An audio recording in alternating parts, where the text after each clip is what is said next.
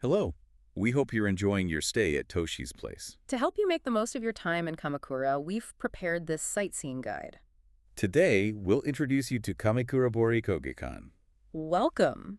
We've put together a really special look into Kamakurabori Kogeikan for you today. We're going to uncover the history, the amazing art, and all the cool things you can experience there.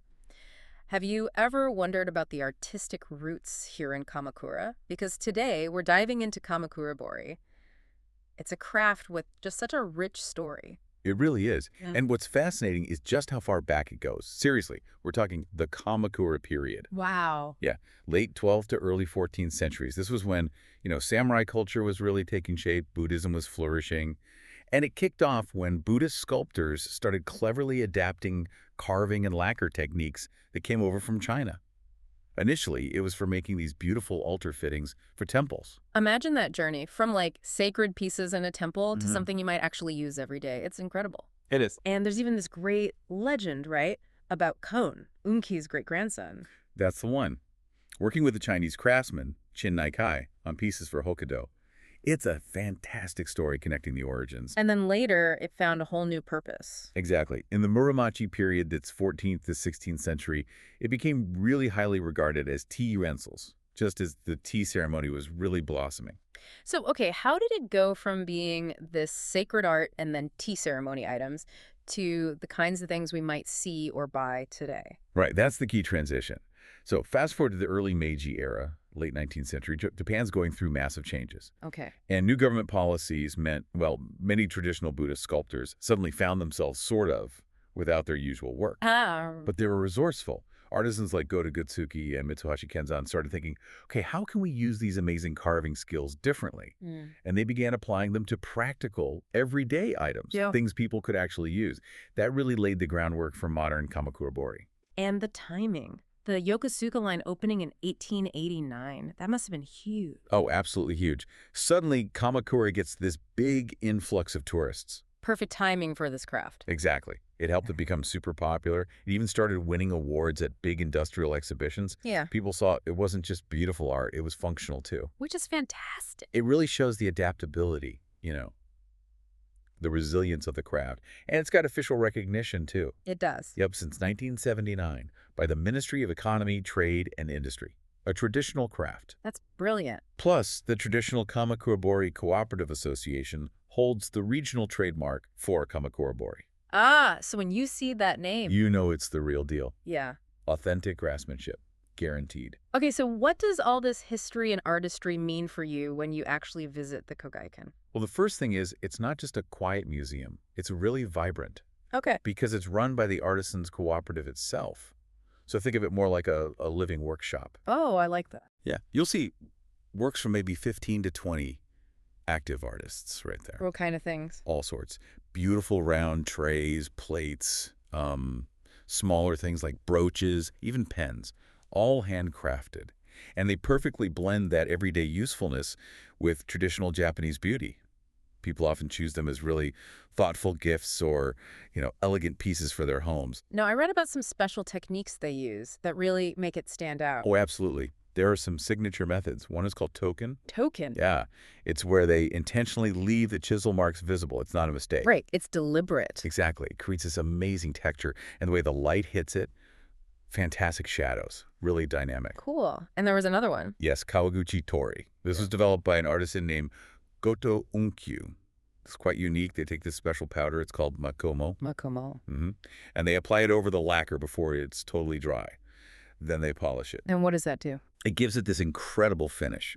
Really warm, almost like an antique, weathered look. It adds so much depth. It's really ingenious. That sounds amazing. It shows there's still innovation happening, even in a traditional craft. Precisely. And it goes further. In their shop area, the product gallery and materials corner, you can actually find the wood they use. No way. Like the raw materials? Yeah, Katsura wood, Yeah. ginkgo wood. They choose these specifically for their fine grain, which is perfect for that intricate carving. Wow. And not just the wood. You can find tools, chisels, lacquer, even that makono powder we mentioned. So you can almost set yourself up. Well, maybe start with a workshop first. Yeah. But yeah, they really support the whole craft environment. Sometimes during events, they even offer chisel sharpening. That's really supportive. It is. And for international visitors like yourselves, they've made things really accessible. English websites, brochures, videos, That's great to hear. and some related shops even have materials in French and Chinese too. So very welcoming. Okay, this sounds more and more like something you need to do, not just see. Can you actually get hands-on there? You absolutely can. That's one of the best parts. You really get to feel the warmth of the craft. So workshops. Exactly. They run hands-on workshops, and they're perfect even if you're a total beginner. Oh, good. Yeah, they lend you all the tools you need. It's open to kids too, elementary school age and up, and adults, of course. Do you need to book? Definitely. You need to make an advance reservation, so make sure you plan ahead for that. Okay. And here's a neat thing. Once you've carved your piece, you can actually arrange to send it back later for them to apply the professional lacquer finish. There's an extra cost, but it's a great option. That is cool. You get your own work finished properly. And just so you know, the Kamakurabori Museum, which is nearby, also runs similar classes. Theirs are around $4,500 for adults, $3,500 for kids, and that price includes museum admission. Good to know there are options.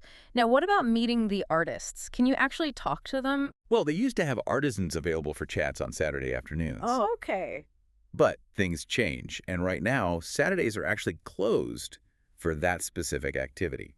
So the best advice is always check their official website for the very latest schedule. Things can change. Always best to check online first. Got it. But definitely keep an eye out for special events. Sometimes they have things like Kogeikan Festa where they do live demonstrations. Oh, that would be fantastic. Yeah, those are brilliant opportunities to really see the techniques up close and hear the stories behind the work directly from the artisans. Okay, let's talk logistics. Getting there from Toshi's place, is it easy? Super easy. Couldn't be more convenient, really. Great. If you're taking the Innoden train, get off at Watazuka Station. From there, it's literally a 1-minute walk. 1 minute, perfect. Yep. Or if you fancy a slightly longer stroll, maybe see a bit more on the way, it's only about 10 minutes walking from the main JR Kamakura station. 10 minutes is nothing. Yeah. Very doable. And what about getting in? Is there an admission fee? It's completely free to enter. Really? Free admission? Yep. You can just pop in, have a look around, soak it all in, no charge. That's amazing. What about parking or accessibility? They do have a few parking spots, enough for about 3 standard cars. And yes, it's designed to be accessible for wheelchair users and fine for families with strollers or infants too. They've thought about it. That's wonderful. Okay, crucial detail. Opening hours. When can we visit? Right. So they're open Tuesday through Friday from 9:30 in the morning until 4:30 in the afternoon. Tuesday to Friday, 9:30 to 4:30. Okay. Now, Saturdays typically have different hours, 11:00 a.m. to 4:00 p.m. However, and this is really important, they currently closed on Saturdays. Ah, okay. Good to know. Definitely check first. Absolutely. Always check the official website for the latest hours before you head over, especially regarding Saturdays. And they're closed entirely on Sundays, Mondays, public holidays. And they also take about a week off for breaks at year-end and during spring and summer. Got it. So weekdays are generally the safest bet, but always double check online. Precisely. You know, staying somewhere like Toshi's place with the kitchen and that contactless freedom, it really gives you that live like a local feeling in Kamakura, doesn't it? It really does. You get to set your own pace. And visiting a place like Kamakurabori Kogeikan feels like the perfect way to tap into that, to really connect with the city's deep cultural roots, experience that genuine craftsmanship firsthand. See how an art form that's centuries old is still alive, still evolving, and still inviting people like you to connect with it? It's pretty special. What did you think? We hope the rest of your stay at Toshi's place will be filled with wonderful memories.